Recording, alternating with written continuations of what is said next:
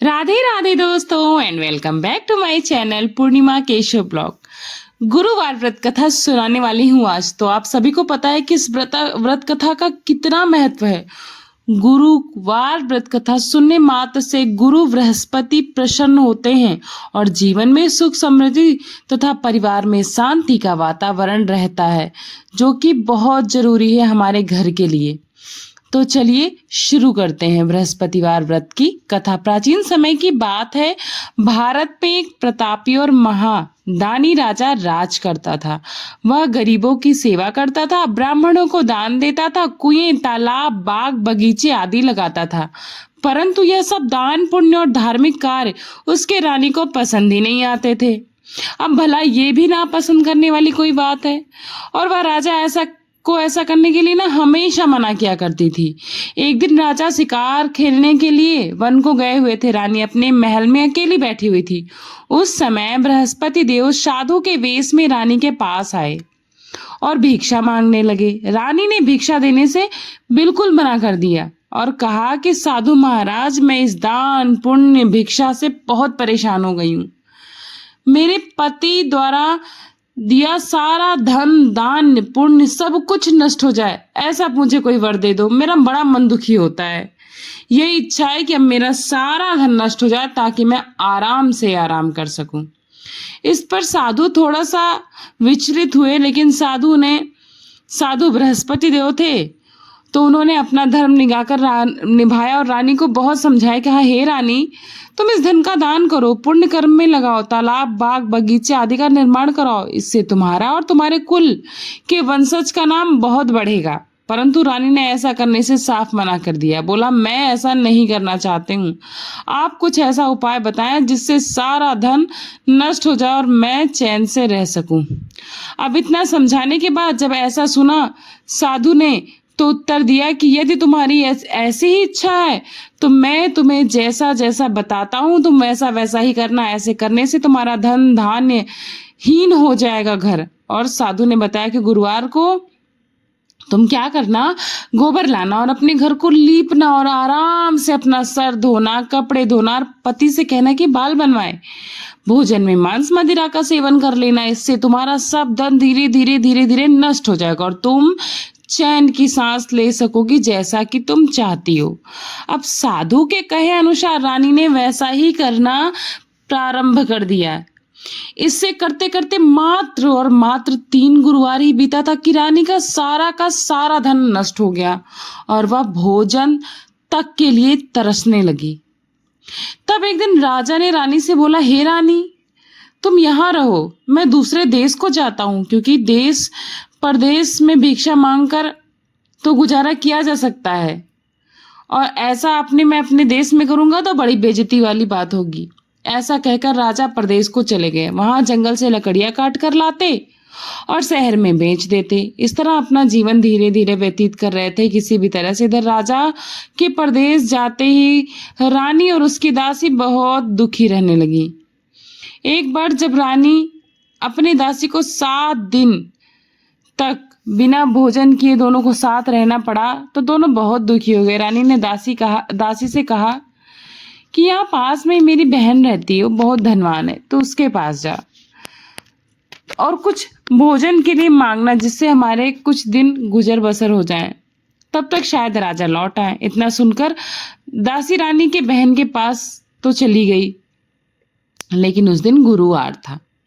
रानी की जो बहन थी वो भी गुरुवार में बहुत आस्था रखती थी, बृहस्पति देव में बहुत आस्था रखती थी और वो गुरुवार का व्रत धारण करी हुई थी और गुरुवार व्रत की कथा ही सुन रही थी।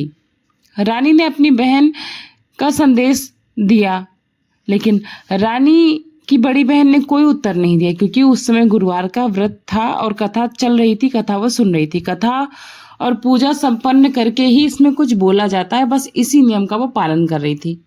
इससे रानी द्वारा भेजी गई दासी बहुत अधिक दुखी हो गई और आकर रानी से कहा, मैंने आपकी बहन को सारा हाल कह सुनाया और सारी समस्या भी बताई, परंतु उन्होंने कोई उत्तर ही नहीं दिया। अभी यह सुनकर रानी बहुत दुखी हुई और अपने दासी से बोली, हे दासी, जब बुरे दिन आते हैं ना तो कोई नहीं सुनता। ऐसा बोलकर रानी रोने लगी, गिड़गिड़ाने लगी और अपने भाग्य को कोसने लगी। इधर जब रानी की बहन कथा समाप्त कर पूजा से उठी तो बहुत दुखी हुई कि मेरी बहन की दासी आई थी, परंतु मैंने कुछ नहीं बोला, कुछ उससे उत्तर भी नहीं दिया। बड़ी दुखी हुई होगी। कथा सुनकर पूजन समाप्त कर रानी अपनी बहन के घर स्वयं ही चली गई और कहने लगी, हे बहन, मैं बृहस्पतिवार की कथा सुन रही थी। तुम्हारी दासी मेरे घर आई, परंतु जब तक कथा समाप्त होती मैं कुछ बोलती और वो चली गई, और उसके पहले इस कथा में कुछ बोला नहीं जाता, उठा नहीं जाता, इसलिए मैं कथा समाप्त होने का इंतजार कर रही थी। जैसे ही कथा समाप्त हुई मैं तुम्हारे घर को आई हूं भागकर। बताओ बहन, क्या परेशानी है? किस कारणवश तुम्हारी दासी मेरे घर आई थी? इस पर रानी की बहन तो फूट फूट कर रोने लगी और कहने लगी, बहन, इस समय हमारी स्थिति बहुत खराब हो गई है। खाने पीने के लिए भी हम मोहताज हो गए। घर में अनाज नहीं था, इसलिए मैंने दासी को तुम्हारे पास भेजा था कि तुम कुछ खाने को अनाज दे दो, जिससे हमारे घर कुछ खाने की व्यवस्था हो जाए। ऐसा सुनकर रानी की बहन पूरे विश्वास के साथ बोली, हे बहन, तुम अपने घर में जाकर देखो, घर में भी अनाज मिलेगा। ऐसा सुनकर रानी की दासी घर में भाग कर गई। जाकर देखा तो अनाज से भरा हुआ एक घड़ा मिला। रानी और दासी दोनों बहुत खुश हुए। यह चमत्कार देखकर रानी कहने लगी, हमको भोजन नहीं मिलता तो हम व्रत रोज ही करते, इसलिए क्यों नहीं इस व्रत की विधि और कथा पूछ लिया जाए, ताकि हम भी व्रत कर सके। तब रानी की बहन ने अपनी बहन से गुरुवार व्रत के बारे में सारी जानकारी ले ली। रानी की बहन ने बताया कि बृहस्पतिवार के दिन चने की दाल मुनक्का से विष्णु भगवान का केले की जड़ में पूजन करो, दीपक जलाओ, कथा सुनो, पीले वस्त्र पहनो और पीले फल को चढ़ाओ। इससे बृहस्पति देव बहुत ही प्रसन्न होते हैं और पुत्र की प्राप्ति होती है। और अगर आपके पास पुत्र है तो धन कुल वृद्धि होगी और पुत्र दीर्घायु होगा। व्रत और पूजन विधि बताकर रानी अपने घर को लौट गई। अगले हफ्ते जब गुरुवार का दिन आया तो रानी और दासी दोनों ने व्रत रखा और घुड़साले में जाकर चना और गुड़ बिनकर ले आई। उसको धोकर केले की जड़ में भगवान विष्णु का पूजन किया। पीला भोजन कहाँ से आया, इस बात को सोचकर रानी दासी दुखी हो गई। उनके व्रत रखने के कारण गुरु बृहस्पति देव उनके ऊपर बहुत प्रसन्न थे, इसलिए एक साधारण व्यक्ति का वेश धर के वो 2 थालों में प्रसाद का साधारण भोजन लेकर उनके घर के सामने आए, उपस्थित हो गए।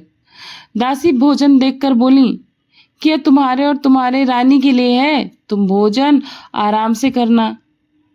रानी ने फिर अगले हफ्ते गुरुवार का व्रत धारण किया। उनकी खोई हुई राज्य संपत्ति वापस आ गई। रानी ने इस व्रत को लगातार आरंभ कर दिया करना और आलस्य को त्याग दी। कुछ समय बीता कि फिर से वो लोग पहले की तरह रानी रहने लगी। दासी बोली, देखो रानी, सब कुछ अच्छा हो गया ना, लेकिन धीरे धीरे फिर से रानी आलस्य में आ गई। उनको दान देने में कष्ट होता था, धन रखने में कष्ट होता था। तब दासी ने समझाया कि देखो रानी, पहले भी तुम इस तरह आलस्य कर देती थी, तुम्हें धन रखने में कष्ट होता था, इस कारण सभी धन नष्ट हो गया था। अब जब भगवान के कृपा से धन मिला है तो फिर आलस्य क्यों होता है? आलस्य त्यागो और गुरु बृहस्पति के शरण में बनी रहो। रानी को समझाते हुए दासी यदि कही कि बहुत मुसीबत और समस्याओं के बाद हमने यह धन पाया है, इसलिए हमें दान पुण्य करना चाहिए, भूखे को भोजन कराना चाहिए, हमको शुभ कार्यों में धन खर्च करना चाहिए, जिससे तुम्हारे कुल का यश बढ़ेगा, स्वर्ग की प्राप्ति होगी और पितृ भी प्रसन्न होंगे, तुम्हारा नाम बढ़ेगा, कुल बढ़ेगा। दासी की बात सुनकर रानी को समझ में आ गया कि अब वो दोबारा इस गलती को नहीं करेगी। अपना सारा धन रानी शुभ कार्यों में खर्च करने लगी। पूरे नगर में इस बात की यश कीर्ति और चर्चा होने लगी। एक दिन राजा दुखी होकर जंगल के पेड़ के नीचे आसन जमाकर बैठे हुए थे। अपनी दशा को याद करके दुखी हो रहे थे। गुरुवार का दिन था। एकाएक उसने देखा कि साधु प्रकट हुए। साधु के भेष में वो बृहस्पति देव भी थे। लकड़हारे के सामने आकर बोले, लकड़हारे, सुनसान जंगल में तुम किस व्यर्थ की चिंता में बैठे हो? लकड़हारे ने हाथ जोड़कर गुरुदेव को प्रणाम किया और अपनी सारी पुरानी बातों को गुरुदेव यानी गुरु बृहस्पति देव के सामने कहने लगे।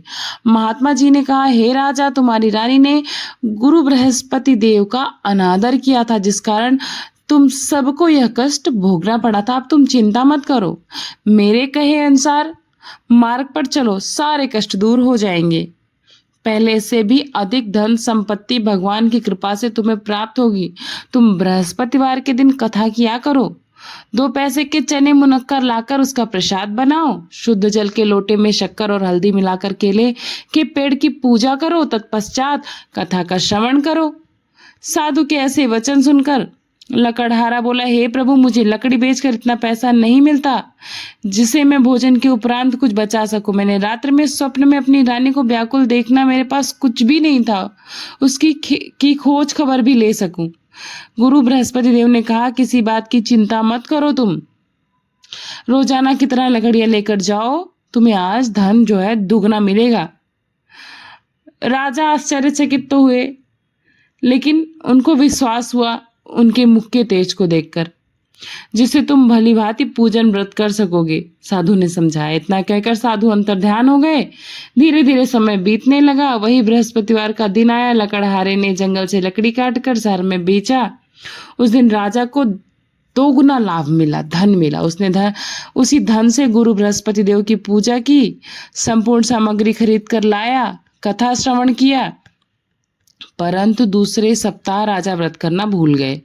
इस कारण बृहस्पति देव नाराज हो गए। उस दिन नगर के राजा ने विशाल यज्ञ का आयोजन किया था और पूरे शहर में घोषणा की कि कोई भी मनुष्य अपने घर का चूल्हा न जलाए। सभी को यहाँ राजा ने निमंत्रण दिया है, भोजन करने को सब पहुंचो यहाँ। राजा की आज्ञा मानकर सभी लोग राजा के यहाँ निमंत्रण में शामिल हुए। लकड़हारा कुछ देर में पहुंचा। देर से पहुंचने के कारण राजा ने उसे स्वयं अपने महल में ले गए और भोजन करा रहे थे। तब तक रानी की दृष्टि खूंटी पर पड़े हुए उसके नौलखा हार की तरफ गई। वह हार रानी को नहीं दिखा, इसलिए वो व्याकुल होकर राजा से इस बारे में बात की। राजा और रानी ने लकड़हारे को उस हार को चुराने के लिए दोषी साबित कर दिया और कारागार में डलवा दिया। लकड़हारा कारागार में पहुंच गया। दुखी होकर विचार करने लगा कि न जाने कौन से जन्म के कर्म भोगने बाकी रह गए थे जो इस तरह का दुख प्राप्त हुआ है। उस साधु को याद करने लगा जो जंगल में मिला था। गुरु बृहस्पति अपने भक्तों की करुण पुकार सुनते जरूर हैं। तुरंत वहां प्रकट हुए। उसकी दशा को देखकर कहने लगे, हे मूर्ख, तूने बृहस्पति देव की कथा का पूजन नहीं किया है, इस कारण तुझे यह दुख मिल रहा है। अगले गुरुवार को कारागार के दरवाजे पर पड़े हुए 4 पैसे मिलेंगे, उससे तुम पूजा करना, तुम्हारा यह दुख दूर हो जाएगा। बृहस्पति वार के दिन राजा के कारागार के दरवाजे पर 4 पैसे पड़े मिले। राजा ने पूजा की सामग्री मंगाई तथा पूजा किया। उस रात्रि उस नगर के राजा को यह सपना आया कि वह व्यक्ति निर्दोष है, अगर उसे नहीं छोड़ा तो तुम्हारा सारा राज्य नष्ट हो जाएगा। इस तरह रात्रि के स्वप्न को देखकर राजा सुबह उठे और खूंटी पर लटका हुआ हार देखा। लकड़हारे को जिस जेल में बंद किया था वहां से तुरंत बुलाया और माफी मांगी, सुंदर वस्त्र आभूषण दिया और उसको नगर से विदा किया और उससे क्षमा मांगी।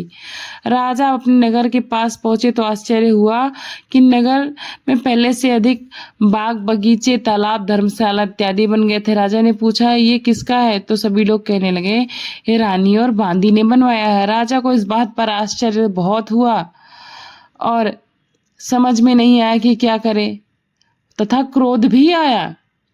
इधर जब रानी ने यह समाचार सुना कि राजा आ रहे हैं तो उन्होंने बांदी से कहा कि बांदी, राजा हमारी ऐसी हालत देखकर कहीं लौट ना जाए, इसलिए तू दरवाजे पर खड़ी हो जा। और रानी की दासी जो थी आज्ञा अनुसार दरवाजे पर खड़ी हो गई। राजा जब आए तो उनको महल में साथ ही लेकर आना। जब राजा ने क्रोधित होकर अपनी रानी से पूछा कि तुम्हें ये सब कैसे मिला, तो उसने कहा कि हमें बृहस्पति देव की व्रत के प्रभाव से ये सब मिला है। यह सब सुनकर राजा ने निश्चय किया कि 7 दिन बाद फिर एक गुरुवार आएगा तो मैं पूजन करूंगा, विधि विधान से व्रत को धारण करूंगा। अगले दिन मैं मैं 3 बार कहानी सुनूंगा। अब रोज राजा के दुपट्टे में चने की दाल बंधी रहती थी तथा दिन में 3 बार कहानी कहा करता था। एक रोज राजा को यह विचार आया कि चलो अपनी बहन के यहाँ हो आते हैं। इस तरह उन्होंने निश्चय कर घोड़े पर सवार होकर बहन के यहाँ चलने लगे। मार्ग में देखा कि कुछ आदमी एक मुर्दे को लिए जा रहे। उन्हें रोक कर राजा कहने लगे कि भाइयों, मेरी बृहस्पतिवार की कथा सुन लो।